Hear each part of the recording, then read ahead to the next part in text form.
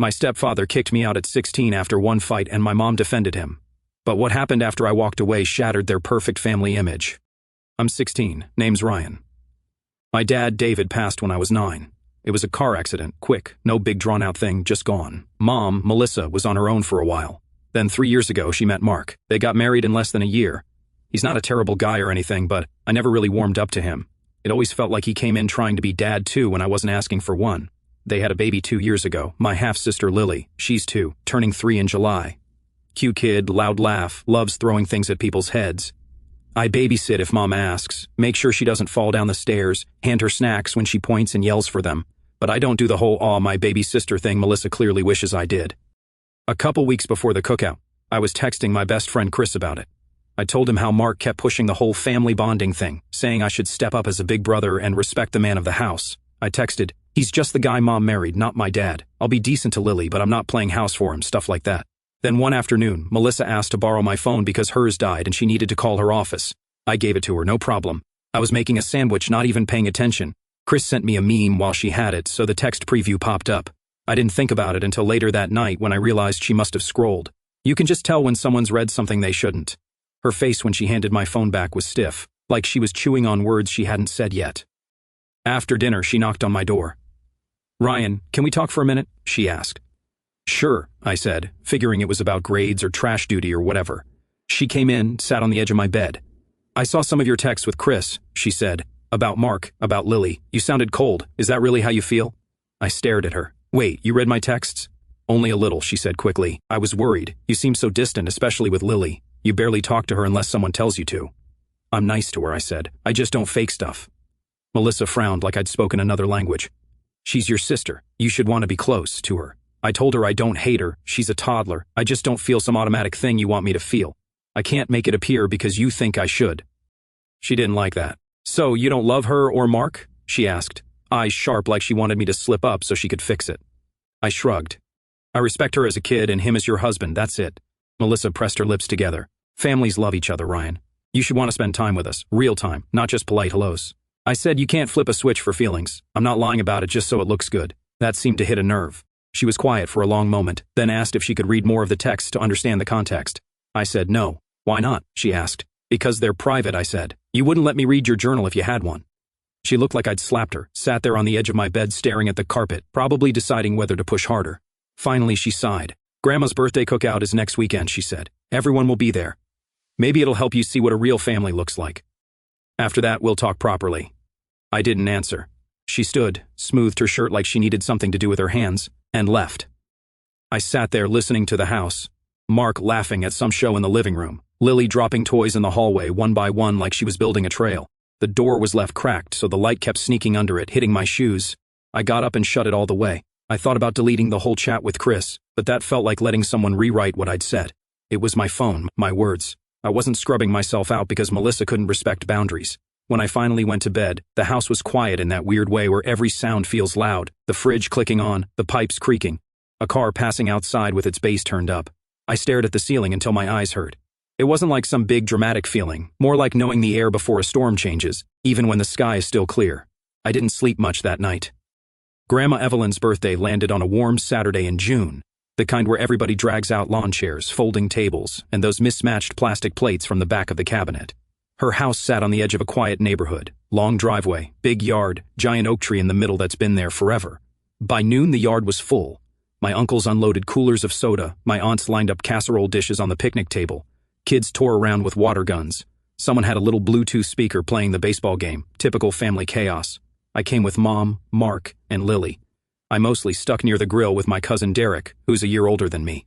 We were flipping burgers while Grandpa George sat in his usual lawn chair, telling anyone who'd listen how they were overcooking the meat. Mark, of course, was everywhere, at once, shaking hands, laughing too loud, acting like the world's best son-in-law. He kept offering to carry things for people, set up chairs, chase kids around, all big smiles, the friendly neighborhood dad routine. Man, your stepdad's really laying it on thick, Derek muttered, poking a burger with the spatula. Yeah, I said, that's him. I didn't plan on talking much, just eat, help clean up, go home. But then Aunt Carol came over while we were handing out plates. She's the kind who always asks too many questions in front of the wrong people. So Ryan, she said, you ever regret missing Katie's wedding last year? It was beautiful. Shame you couldn't come. I shrugged. Yeah, I wanted to. I wasn't allowed. Carol frowned. Not allowed? I should have stopped there, but I didn't. Mark said we needed a family day, I told her. His only day off, apparently, so no wedding. Carol glanced over at Mark, who was across the yard tossing a ball with one of my little cousins. Huh, she said slowly. I handed her a plate and thought that was the end of it. But Mark must have heard because a minute later he walked up, still smiling but tighter now. Hey, Ryan, he said, voice a little too loud. Got something you want to say to me? I looked at him. I was just answering her question. Mark laughed without humor. Answering or complaining. People nearby started paying attention. The ball game on the speaker carried on like background noise while conversations died down. Mom came over, Lily on her hip. Mark, she said softly, not now. But he wasn't letting it go. This kid talks big about family, Mark said to no one in particular, but he can't even respect the man of the house. A couple neighbors from next door glanced over the fence. My uncles went quiet. Carol looked like she wished she hadn't asked anything. Mom said again, Mark, stop. But he kept going. I worked my tail off to give him a home, and he badmouths me like I'm some stranger. Under my roof, my rules. That's how it works. I stayed calm, no yelling, no cussing. Just said, you're not my dad, Mark. I'm not calling you that ever. You could feel the air snap tight. Someone muted the game. Kids slowed down, sensing drama even if they didn't understand it. Grandma and Grandpa exchanged a look from their chairs but didn't get up yet. Mark's face went red. You hear that? He said to the crowd. Not his dad, just some guy, right? Then maybe he doesn't need to live in my house if it's so terrible. Mom shifted Lily to the other hip. Mark, stop it, she said through her teeth. But he pointed at me. No, let's be real. If you can't treat me like family, then pack your stuff. Go live with whoever you think is your family. People stared at the ground. Nobody wanted to be in it. Derek stepped over and muttered to me, just breathe, man. I didn't answer, just kept my arms crossed. Grandpa finally stood up slow like his knees hurt. That's enough, he said, not loud, but everyone heard it. Mark didn't look at him. Kid's old enough to decide where he belongs. I said, fine, I'll pack my stuff tonight. Mom's head snapped toward me. Ryan, no, he doesn't mean, I do mean it, Mark cut in. The yard was silent except for the baseball announcer still calling plays on that dumb speaker. Grandpa walked over. Come on, Ryan, he said quietly. Let's get some air. I followed him to his truck parked out front. We didn't talk much. He just drove a few blocks, stopped at the park. We sat on a bench watching ducks fight over bread someone threw in the pond. You serious about leaving? He asked finally. Yeah, I said. I'll grab my stuff tonight. Grandpa nodded like he already expected that. I'll pick you up after dinner. You can stay at our place till things cool down. I stared at the water. Kids were feeding ducks on the other side. Some guy jogged past with his dog. Normal life kept going like my whole world hadn't just cracked open. We sat there maybe 20 minutes. Neither of us said much else. When he dropped me back at Grandma's, the party was winding down, people folding chairs, packing up leftovers. Mark was pretending nothing happened. Melissa's eyes were red like she'd been crying. I told her, I'm getting my stuff after dinner. She said, Ryan, please don't do this right now. That evening back at the house, the place felt too quiet. No TV, no music, just the hum of the fridge and Lily babbling in her crib down the hall. I went straight to my room. Melissa followed me in. Ryan, she said softly, standing in the doorway, we can work this out. Mark he gets angry sometimes. He didn't mean it. I didn't answer. I was pulling my backpack out of the closet. It was the same one I'd had since middle school. One zipper tab broken, faded straps. I'm not staying, I said finally. She crossed her arms. You're overreacting. He was upset. You embarrassed him in front of everyone. I answered a question, I said. She looked frustrated. You didn't have to say it like that. I didn't argue. I started folding clothes, a couple jeans, 3 shirts, my hoodie, socks, stuff I'd bought with Christmas money or that Grandma gave me. Anything Mark paid for stayed in the drawers. I wasn't taking his things, so he couldn't throw that in my face later. On the shelf above my desk was a picture frame with my dad's photo. He was holding me on his shoulders at some park when I was maybe 5. Next to it, his old watch that didn't work anymore. The glass was scratched, band cracked, but I kept it anyway. Both went in the backpack carefully, wrapped in a t-shirt. Melissa stepped into the room. Where are you even going? Grandpa's, I said. She shook her head like she didn't believe me. Ryan, this is still your home. Mark made it clear what he wants. I cut in right then. His voice carried from the living room. He better pack fast if he's going. Melissa flinched. I didn't respond. Ryan, she said again, quieter now. Please don't do this tonight. I zipped the backpack. I'm not waiting for him to kick me out twice. She leaned against the doorframe like she didn't know whether to cry or yell. You're choosing to leave your family over one fight. I didn't start it, I said. Mark shouted again from the hall. Actions have consequences. Remember that when you go running off. I swung the backpack over my shoulder, grabbed my charger from the wall, shoved it in the front pocket. My heart was pounding, but I kept my face blank. Melissa followed me to the door. Your grandfather doesn't need this drama, she said, like that would change my mind. I was already texting him, can you come now? His reply came fast. Outside, he knew before I asked. Melissa looked like she might say more, but Lily started crying down the hall. She turned toward the sound automatically. I opened the door before she could come back. Grandpa's truck was parked at the curb, headlights off, engine running. He didn't get out, just gave me a small nod when I walked up. Evening, he said, like it was a normal ride somewhere. Hey, I said. He glanced at the backpack. Got what you need? Yeah. He didn't push for details. We drove in silence, tires humming on the road, streetlights sliding across the dash. After a few minutes, he said, You can stay with us tonight. I hesitated. Can I crash at Chris's first? Just for the night. Your call, he said. Chris lived 5 blocks away. Grandpa dropped me off, didn't even get out of the truck. Call me in the morning, he said. Thanks, I told him. Chris's basement was half finished, old carpet squares on the floor, posters peeling on the walls. His dog, a fat beagle named Max, kept sniffing my backpack like it held secrets. You good, man? Chris asked, tossing me a blanket. Yeah, I said, just tired. We didn't talk much. He went upstairs after a while. I lay on the couch listening to the house settle, dryer running somewhere above, Max snoring like a chainsaw, the fridge kicking on and off. Couldn't sleep though. Basement light from the small window cut across the floor, smelled like dust and laundry soap. My head felt too full to rest, but my body was heavy like I'd run a mile. Around 6, Chris's mom made pancakes upstairs. I thanked them for letting me stay and headed outside. Grandpa's truck was already waiting at the curb. He didn't ask questions when I got in, just drove, windows down, morning air cool and sharp. At his house, the spare room smelled faintly of motor oil from the garage below, old posters of race cars on the wall, bed with a sagging middle but clean sheets. I dropped my backpack, sat on the edge of the bed, and for the first time since yesterday felt like I could breathe. It wasn't much, but it felt safe. Grandpa George was already in the garage when I woke up that first morning. He had the door rolled up, coffee mug balanced on the workbench, and an old mower half taken apart in front of him. The air smelled like oil and cut grass. Morning, he said without looking up. Morning, I said back. He nodded toward a second wrench on the bench. Hand me that. I did. He showed me how to loosen a bolt that had rusted halfway through, how to keep pressure steady so it didn't snap. My hand slipped twice before I got it right. Skin on my knuckles split a little. Grandpa just passed me a rag. You'll get used to it. That was how most mornings started after that. He used to be a mechanic years ago before his knees gave out, still did side jobs for neighbors, mowers, leaf blowers, old cars people didn't want to take to a shop. By the 3rd day I could change out a mower blade, swap a spark plug, clean a carburetor without him saying much. The clink of socket wrenches, the smell of gas, the slam of a hood closing, those sounds filled the mornings instead of shouting back at Mom's house. I picked up a weekend job at Henderson's Hardware after a week. It was this small place 2 blocks from the library, aisles crowded with everything from screws to paint buckets. The owner, Mr. Henderson, was probably older than Grandpa but sharp as a nail. Know anything about tools? He asked during the interview. Some, I said. Good enough. Start Saturday. Mostly I stocked shelves, carried bags of soil to people's trunks, cleaned up spilled nails when kids knocked over bins. It wasn't glamorous, but it was my money.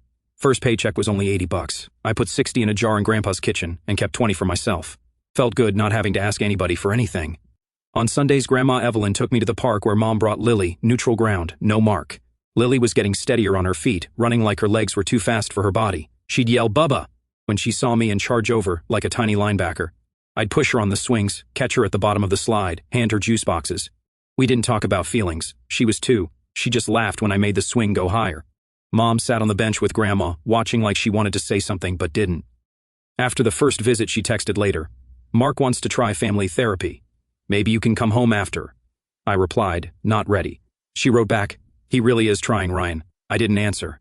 School stayed normal. I kept my head down, turned in homework, didn't talk much unless teachers called on me. One afternoon after class, Mr. Carter, my history teacher, stopped me at the door. Everything okay at home?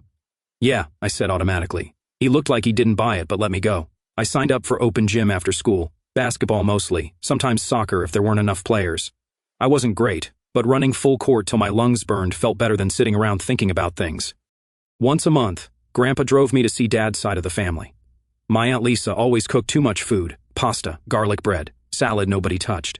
They'd tell stories about Dad I hadn't heard before, like the time he tried to fix a leaky faucet and flooded the whole kitchen, or how he once drove 3 hours to buy a used guitar that snapped its neck the first time he tuned it.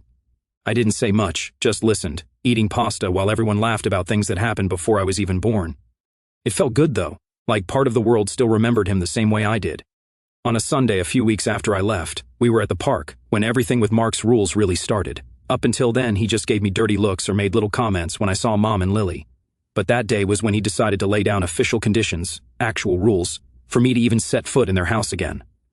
Melissa showed up without Lily, which was weird right away. She always brought her. She sat down on the bench next to me and said, "Mark wants to set some conditions if you want to come to the house." I was tossing a tennis ball for a neighbor's dog while we waited for Grandma. "What kind of conditions?" I asked. She pulled a folded piece of paper from her purse. He wrote them down so there's no confusion.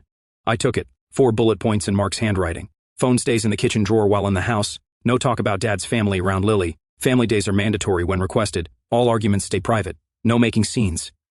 Melissa said he claims talking about Dad's side confuses Lily, that she needs one family story until she's older. I handed it back. So I have to give up my phone, avoid mentioning half my relatives, drop everything for him, and keep my mouth shut. "Ryan," Melissa said, rubbing her temple. "He's trying to make sure things don't get ugly again." "That's not peace," I said. "That's control. I'll see you at the park, Grandma's, the library, not there." She looked at me like she was stuck in a hallway with no exits. "He says if you won't agree, then you shouldn't come by at all." "Fine," I said, "I won't." 2 days later, I found out Mark changed the Wi-Fi password at the house. Melissa texted when I asked about it. "He doesn't want people using it who don't live here." It made me laugh out loud standing there in Grandpa's garage with oil on my hands. Changing the Wi-Fi felt like something a middle schooler would do, not a grown man. Grandma shook her head when I told her. "That man's got too much time on his hands," she muttered, passing me a wrench. Later that month, Lily's 3rd birthday came up. Melissa texted about the party at the house. "Mark says you can come if you can be polite and behave." Behave meaning what? Pretend he's my dad. Pretend the last few weeks didn't happen. I told her I'll skip it, less drama that way. She didn't reply right away. Hours later, she finally wrote, "Okay, I'll tell Lily you said happy birthday." Grandma and I went shopping the day before the party. I used my own money to buy Lily a little art kit, markers, paper, a pack of animal stickers, $12 at Henderson's Hardware. Grandma dropped it off while I was at work. Melissa texted later. "Mark says you're trying to buy her love without being part of the family." I didn't bother answering. It was a kid's gift, not a peace treaty. After that, Melissa started missing things.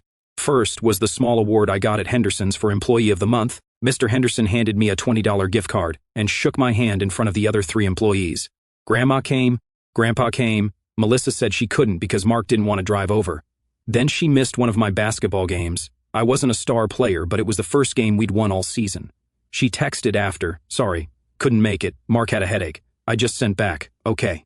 Next was the open house at school. She always went to those before. This time she said Mark didn't think it was worth the gas since my grades were fine already. It became a pattern. Every time she canceled, her text got shorter, like she knew how it looked but didn't want to say it out loud. One night, Grandpa finally spoke up. Melissa had come by to pick up Lily after Grandma babysat. Mark stayed in the car with the engine running. Grandpa stood on the porch while Melissa buckled Lily into her car seat. He waited until the door closed before saying anything. "You're losing him," Grandpa said. Melissa froze. "Dad, it's complicated." "No," Grandpa said, shaking his head. "It's simple. That boy doesn't feel like he belongs in your house anymore. Every time Mark slams a door, you let him. Every time he sets rules, you follow them. Ryan notices. He's not stupid." Melissa's shoulders sagged. "I'm trying to keep everyone happy." "You can't," Grandpa said. "Not the way things are." Mark honked the horn. Melissa climbed into the passenger seat without looking back. The next day at work, Mr. Henderson asked if I wanted more hours before school started. I said yes. Might as well save up for a car eventually. Melissa didn't ask about the job, didn't ask about school either. She texted once that week, "Lily wants to see you." I told her to bring Lily to the park Saturday. She said she'd check with Mark. Saturday came, Melissa didn't. Grandma showed up instead with Lily in tow. "Your mom had to stay home," she said, eyes tired. Lily ran over and climbed into my lap with a juice box. "Bubba," she said proudly, showing me the stickers from the art kit on her shirt. I smiled at her. Whatever else was going on, at least she was happy. August brought the neighborhood block event. Every year, the whole street set up tables along the sidewalks. People brought food. Kids rode bikes with streamers on the handles. Music played from somebody's porch, family-friendly, nothing fancy. Grandma took Lily early so Melissa could help set up. I came later with Grandpa carrying a cooler of sodas. Mark was already there doing his usual perfect dad routine, in charge of the grill, talking loud, laughing with neighbors, telling some story about changing the brakes on his car like it was life or death. But Lily was in full toddler mode that day. She kept running toward the street no matter how many times Melissa tried to grab her. At one point, she dumped a whole plate of pasta salad on the grass because she wanted the paper plate to make a hat. Mark snapped. "Melissa, keep her out of the road. I can't watch her and cook at the same time." His voice cut over the music. People turned their heads. Melissa said, "I'm trying, Mark. She's 3. We'll try harder." He slammed the grill lid shut so hard the tongs fell off the side. The music kept playing, but conversations dropped. A couple kids stopped riding their bikes to watch. Grandma shot me a look from across the tables like, "You seeing this?" Melissa scooped up Lily without answering and went to sit under a tree. Mark kept grilling with his jaw tight like nothing happened. 2 days later, Grandma said a neighbor told her this wasn't the first time. Mark apparently yelled at Melissa last month at the grocery store because she forgot his brand of cereal, another time at the park when Lily wouldn't leave the playground. "People notice things," Grandma said while folding laundry. "Takes a while, but they notice." After that block party, the relatives who used to call Mark a real family man got quieter. At Lily's next playdate, Aunt Carol hugged Melissa a little longer than usual, asking if she was doing okay. Meanwhile, my life kept moving. Our summer league started up again, and this time we actually won more than we lost. I wasn't the star player, but I got decent minutes. It felt good hearing my name over the cheap gym speaker when I scored. In late August, our district rolled out a hybrid track, so half my classes moved online. Henderson's Hardware gave me more hours after that since school was part-time online now. Some weekdays I worked the register, other days I stocked shelves, hauled bags of mulch to trunks, or helped Mr. Henderson fix a wobbly shelf in aisle 3. Pay wasn't huge, but it added up. Grandpa and I also fixed a neighbor's old riding mower one Saturday. Belt replacement, oil change, sharpened the blades. Neighbor gave us $40, Grandpa handed me $20. "You did half the work," he said. Having my own money felt different. I could fill my gas tank when I borrowed Grandpa's truck, buy my own lunch, even pick up new sneakers without asking anyone. One evening, Dad's cousin Rick came by for dinner. He ran a small workshop where they built custom cabinets and fixed furniture. Over mashed potatoes, he asked what my plans were after high school. "Not sure," I said. He nodded. "You like working with your hands? We take weekend helpers, learn the trade. Could be something steady after graduation." I said I'd think about it, tried not to sound too eager, but my head was already buzzing. At the park visits, Lily started asking, "Where's Bubba?" If I wasn't there yet, Melissa would say he's coming or he's busy today. One time Lily crossed her arms and pouted, "Bubba busy too much." Melissa looked at me then like she wanted to say something, but I just pushed Lily on the swing until she laughed again. The last spark came a week later. Melissa texted me late one night, "We need to talk." Next day she told me she caught Mark on her phone. He was scrolling through her messages while she was in the shower, checking if she'd been talking to me. He said he wanted to know what we talk about. Melissa told me at the park, her voice tight, said he doesn't like secrets in the house. I said nothing, waiting. She rubbed her face. "It's not just about you anymore. He wants to know everything, who I call, what I text, like I need permission." That was the first time she didn't defend him. After that, things felt different. Relatives still invited Mark to things, but they didn't laugh as hard at his stories. Melissa started coming to the park without him more often. And for the first time since I left, she said the words, "Ryan, I don't think this is working." She didn't explain what she meant yet, but I knew. Melissa texted me one Thursday evening, "Can we meet tomorrow? Just you and me." I said sure. She showed up at the park the next afternoon without Lily. It was cloudy, a little windy, playground empty except for some kids kicking a soccer ball near the fence. Melissa sat on the bench next to me and didn't talk for a minute. She looked tired but calmer than before. "You were right," she said finally. "About boundaries, about a lot of things." I didn't say anything, just waited. "I've been going to counseling by myself," she continued. "Not the family sessions Mark wanted, just me. My choice." I nodded once. She glanced down at her hands. "I'm not making promises yet, but I've been thinking about what life would look like if things didn't stay the same." "Like leaving?" I asked. "Like leaving," she said quietly. "Or at least separating until he figures himself out. I don't know yet." I didn't cheer or push her either way. I just said, "That's up to you." We sat in silence for a while. Wind blew a plastic bag across the empty basketball court. "I'm not coming back," I said finally. "I like it at Grandpa's. I've got work, school, the workshop's starting soon. I'm good there." She nodded slowly. I figured. "I'm saving for a car," I added. "Old one, cheap, but something that runs. Grandpa said he'd help me look." For the first time in months, she smiled a little. "You've grown up a lot this year. We made a simple plan. Weekly meetups with Lily at the library, public place, no rules from Mark, just books, puzzles, and the little reading corner with stuffed animals Lily loved to pile on the floor. Saturday mornings," Melissa said. "I'll bring her every week." "Okay," I said. 2 weeks later, I heard from Aunt Carol that Mark's blow-ups at home weren't staying quiet anymore.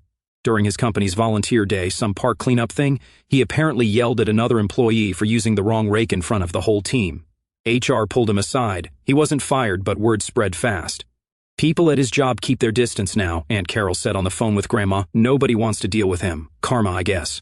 I didn't have to do anything. Melissa started spending more time at Grandma's place with Lily after that, sometimes for dinner, sometimes overnight when Mark worked late. One evening I stopped by after work and noticed Melissa folding a blanket on Grandma's couch. "You staying here tonight?" I asked. "Yeah," she said. "Lily sleeps better here lately." She didn't give more details. She didn't have to. September rolled around and we had our last basketball game of the season. Grandpa came like always, sitting near the front with his baseball cap and thermos of coffee. Melissa showed up too, alone this time, sitting a few rows back. No mark.